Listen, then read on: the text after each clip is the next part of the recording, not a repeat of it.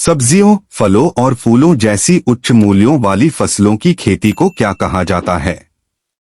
ए. Sericulture, B. Horticulture, C. Pisciculture, D. Apiculture. सही उत्तर B. Horticulture. Horticulture विज्ञान की वह शाखा है जिसमें अनाज, फूलों और पौधों को उगाने से लेकर उसके व्यापार तक का अध्ययन किया जाता है। हॉर्टिकल्चर मानव उपयोग के लिए इस्तेमाल होने वाले पौधों के विज्ञान, तकनीक और विपणन से जुड़ा क्षेत्र है। इसे दो भाग खाद्य फल, सब्जी, अनाज तथा अखाद्य फूल पौधे के रूप में जाना जाता है। कोशिकाओं के अध्ययन को कहा जाता है? A. Serology, B. Cytoplasm, C. Cytology, D. Etiology. सही उत्तर सी. साइटोलॉजी। कोशिकाओं के अध्ययन को साइटोलॉजी कहते हैं। सीरम एवं अन्य शारीरिक तरल पदार्थों के अध्ययन को सीरोलॉजी कहते हैं। रोगों की पहचान और निदान की विवेचना के अध्ययन को इटियोलॉजी कहते हैं। कोशिका विटिकल्चर क्या है? ए. सब्जियों की खेती, सी. अंगूर की खेती, बी. आम की खेती, डी. फूलों की खेती। सही उत्तर विटिकल्चर अंगूर की खेती को कहा जाता है। सब्जियों की खेती ओलेरीकल्चर, फूलों की खेती फ्लोरिकल्चर। एपिग्राफी का क्या अभिप्राय है? ए. कंकालों का अध्ययन, बी. शिलालेखों का अध्ययन, डी. सिक्कों का अध्ययन, सी. मानचित्रों का अध्ययन। सही उत्तर है शिलालेखों का अध्ययन। पक्षियों के अध्ययन को क्या कहा जाता है? A. Herpetology, B. Ophthalmology, C. Anthropology, D. Ornithology. सही उत्तर है डी. ऑर्निथोलॉजी। सेरीकल्चर शब्द निम्नलिखित में से किससे संबंधित है? ए. मछली पालन, सी. पक्षी पालन, बी. रेशम की खेती, डी. मधुमक्खी पालन। सही उत्तर है बी. रेशम की खेती। निम्नलिखित में से कौन सा शब्द पशु व्यवहार के जैविक अध्ययन का सबसे अच्छा वर्णन करता है? A. Etiology, B. Ethnology, C. Entomology, D. Ethology. सही उत्तर है डी. इथोलॉजी। निम्नलिखित में से किसमें मनुष्य का अध्ययन होता है?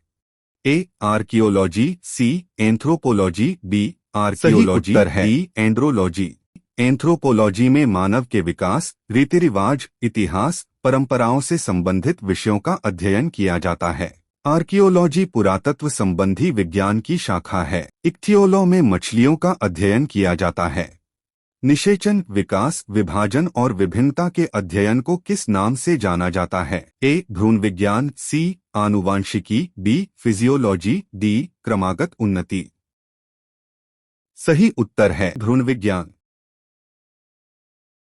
पौधों में बीमारियों का अध्ययन और वह तरीका जिससे पौधे विरोध करते हैं या संक्रमण से सामना करते हैं कहलाता है। ए. विकृति विज्ञान, बी. क्रिया विज्ञान, सी. Phytopathology, D. फोटोमार्फजेनिस। सी. पौधों के रोग और उसके बचाव या सुरक्षा संक्रमण के अध्ययन को फाइटोपैथोलॉजी कहते हैं।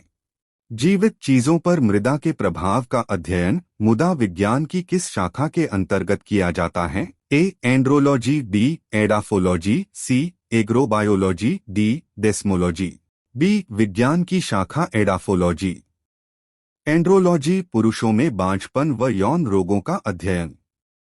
एग्रोबायोलॉजी कृषि में पौधों का पोषण व जीवन का अध्ययन। डेस्मोलॉजी एनाटॉमी के अंतर्गत स्नायुबंध का अध्ययन। निम्नलिखित में से शरीर विज्ञान एवं चिकित्सा की वह कौन सी शाखा है जो पुरुषों के विशिष्ट रोगों एवं स्थितियों से संबंधित है?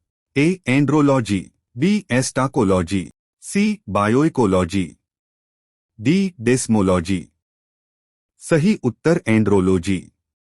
निम्नलिखित में से चिकित्सा विज्ञान की कौन सी प्रशाखा यकृत के उपचार और अध्ययन से संबंधित है? ए. हेल्कोलॉजी, सी. हेटेरोलॉजी, बी. हीपेटोलॉजी, डी. जेरिएट्रिक्स, बी हीपेटोलॉजी के अंतर्गत यकृत, लिवर, पित्ताशय की थैली, गॉल ब्लैडर और अग्नाशय, पैनक्रियास के साथ साथ उनके विकारों का अध्ययन किया जाता है। हेल्कोलॉजी अल्सर्स का अध्ययन।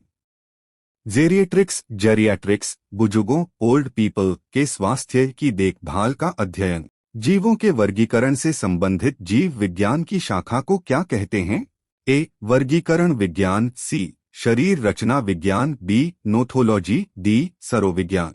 ए जीवों के वर्गीकरण से संबंधित जीव विज्ञान की शाखा को वर्गीकरण विज्ञान कहते हैं। यह विभिन्न जातियों के जंतु और पौधे का अध्ययन करता है। विज्ञान की एक शाखा जो जीवन या पृथ्वी से परे मौजूद जीवन की संभावनाओं से संबंधित है उसको क्या कहा जाता है? Entomology, C mycology, B exobiology, D exobiology विज्ञान की वह शाखा है जो जीवन या पृथ्वी से परे मौजूद जीवन की संभावनाओं से संबंधित है। तत्वों और मानव जैसी प्रजातियों जैसे कि बंदर, वानर, वनमानुष आदि के व्यवहार का अध्ययन है। A anthropology, B ethnobotany, D apology, C primatology के अंतर्गत मानव जैसी प्रजातियों के व्यवहार का अध्ययन किया जाता है।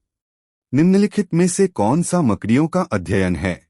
ए एरेक्रोलॉजी, बी एंथ्रोपोलॉजी, सी एपिकोलॉजी, डी साइनोलॉजी। सही उत्तर ए एरेक्रोलॉजी होगा।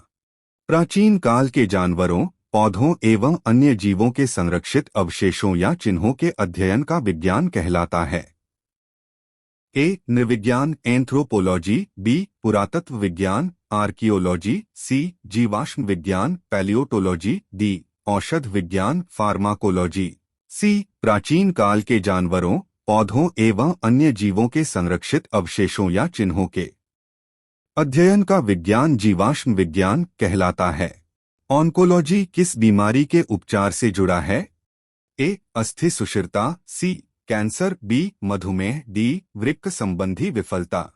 सी ऑन्कोलॉजी कैंसर से संबंधित चिकित्सा विज्ञान की एक शाखा है। कवक विज्ञान क्या है? ए बैक्टीरिया का अध्ययन, बी कुकुरमुत्ता का अध्ययन, सी वायरस का अध्ययन, डी परजीवियों का अध्ययन। सही उत्तर बी कुकुरमुत्ता का अध्ययन। ओनेरोलॉजी किसका अध्ययन है? ए भगवान, सी नींद, बी सपने, डी रंग। सही उत्तर बी सपनों का वैज्ञानिक अध्ययन। टॉक्सिकोलॉजी किसका अध्ययन है? इंसानी व्यवहार, ए सी भूक्षरण, बी जहर, डी चट्टान। बी जीवों के ऊपर रसायनों के प्रतिकूल प्रभावों के अध्ययन से संबंधित विधा विष विज्ञान टॉक्सिकोलॉजी कहते हैं।